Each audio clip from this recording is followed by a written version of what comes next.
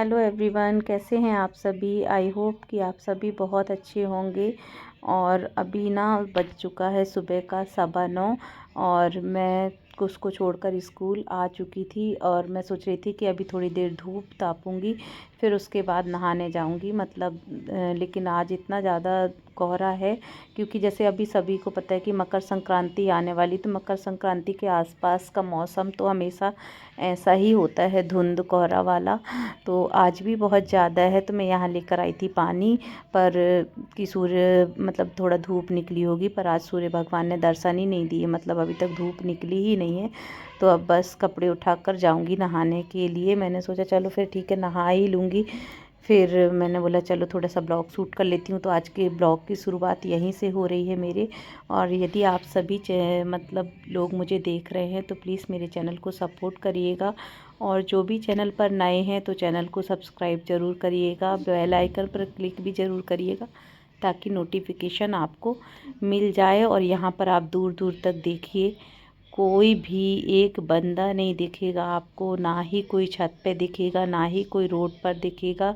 मुझे लग रहा केवल मैं अकेली हूँ जो यहाँ बाहर खड़ी हूँ। बाकी मैं इतने देर से देख रही थी, पर कोई भी एक जने भी मुझे नहीं दिखा। नहीं तो इस टाइम पे यदि धूप रहती है तो आंटी लोग बाहर पीछे तरफ में ना कोई घूमते ऐसे दिख जाएंगे, या कि फिर अपने घर के सामने चेयर रख के बैठे धूप तापते दिख जाएंगे।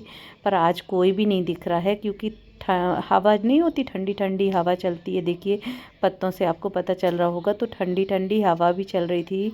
तो इसके कारण शायद लोग घर से निकलना नहीं पसंद कर रहे थे, क्योंकि ठंड तो बहुत ज़्यादा थी। पर मुझे जाना है मार्केट, तो मैं नहाकर जाऊंगी।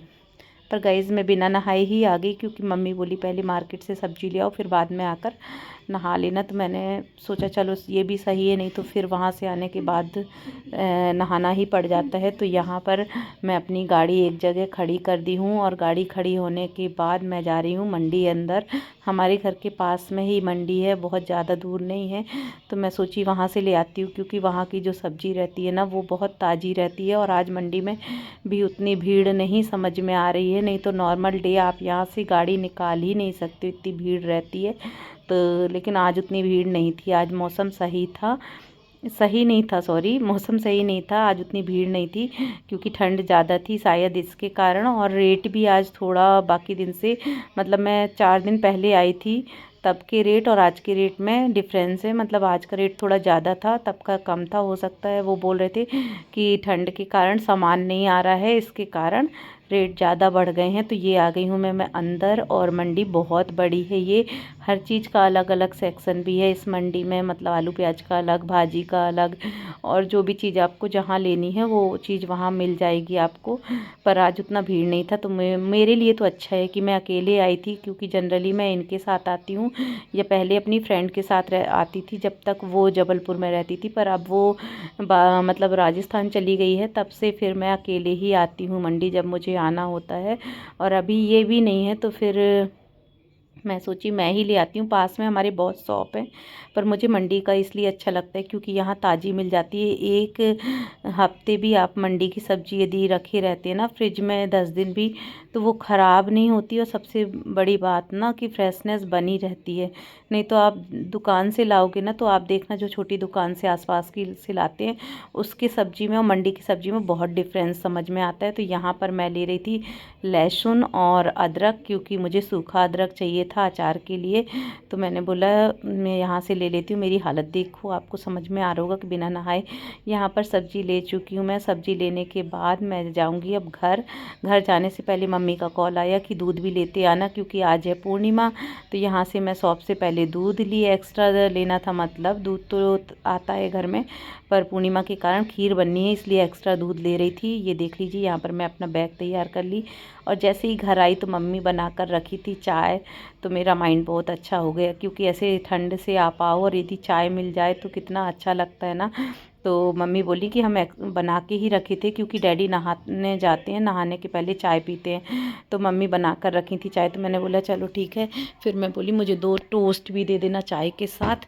तो बस मैं यहाँ पहले अपने टोस्ट और चाय खाऊंगी क्योंकि बज गए थे 11 और 11 मतलब 11 बजे तक भूख बहुत तेज़ लगाती है क्योंकि अभी सुबह से मैं ब्रेकफास्ट नहीं की हूँ, केवल 1 गिलास पानी पी थी और 1 कप चाय पी थी सुबह टाइम बस। तो अभी चाय टोस्ट खाऊंगी, फिर उसके बाद नहाने जाऊंगी, फिर खाने की तैयारी करेंगे। तो ऐसे ना पूरा दिन ही ना काम में निकल जाता है। बहुत लोग मेरे से बोलते कि आप रेगुलर ब्लॉग क्यों नहीं डालते हो, तो यही रीज़न है रेगुलर ब्लॉग ना डालने का कि एडिट नहीं हो पाते।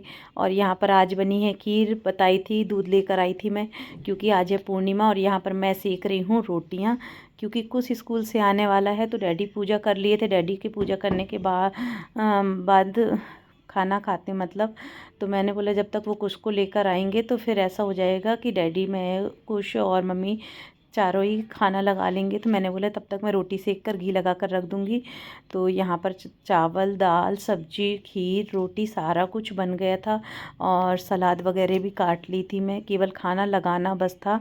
तो लास्ट में मैं रोटियाँ सेकती हूँ और बाकी चीज़ें सब बन चुकी हैं। तो मैं भी आपको दिखाऊँगी थाली भी कि मैं कैसे लगाती हूँ मतलब, है ना। यहाँ पर हमारी दाल है जो कि मैं अच्छे टमाटर प्याज से डेली ही फ्राई होती, मतलब कई लोगों के ऐसा होता है ना जीरा फ्राइड दाल हो जाती है, पर हमारे यहाँ ना डेली ही टमाटर प्याज से फ्राई होती है। मुझे हालांकि जीरा फ्राई ज़्यादा अच्छी लगती है, मैं अपनी पर्सनल बताऊँ तो, पर डैडी और इनको प्याज की फ्राई दाल ही ज़्यादा अच्छी लगती है, तड़के वाली, तो वही बनती है डेली में। और यहाँ पर लगा दिए हैं हम थाली। तो ये है हमारा मतलब खाना जो कि आज का है। तो डेली के खाने में भी सेम चीज़ें रहती, बस खीर अलग कर दीजिए आप। तो यह सलाद, दाल, चावल, सब्जी, खीर और रोटी, तो इतना खाना मैंने लगा लिया है। कुछ का मतलब डैडी अपना और मम्मी का, तीनों का ही समझ लीजिए, चारों का। और खाना लगाने के बाद एक एक से फिर अब हम खाना खा लेंगे, फिर आपको मिलते हैं। और आज मैं अपनी सिस्टर के यहाँ जाऊँगी तो मैं दिखाऊंगी कि क्या होता है वहाँ पर। तो गाइज़ यहाँ पर मैं आ गई थी अपनी सिस्टर के घर में और वो बना रही थी खस्ते, जिसकी रेसिपी आपने देखा होगा मेरे रील्स पे शेयर की है मैंने।